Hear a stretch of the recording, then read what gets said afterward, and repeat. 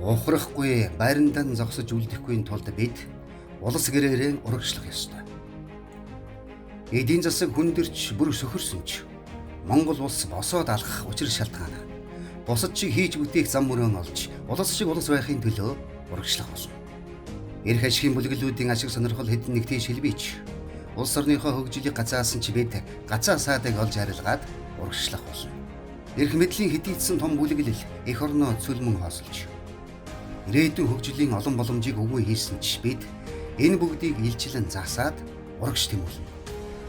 Нийгэмд ёс суртахууны ялцрал дороотол газар авч итгэл үнэмшил үнэт зүйлийн задрал явагдаад дээцэгтэн хүрж гиснийг харж мэдж ойлгож байгаа учраас бид улс гэрээ дотроос нь цэгцлээд урагшаалхна.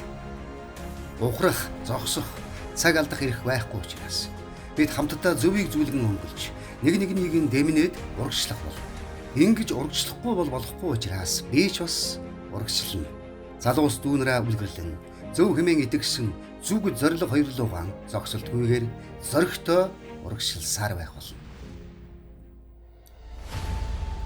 2024 оны улсын их хурлын ээлжид сонгуулийн 2 дугаар тойрог баруун бүс нутаг Ховд, Завхан, Увс, Говьалтай аймагуудад ардчилсан намаас нэр дэвшигч Ширнэн бандийн ачаа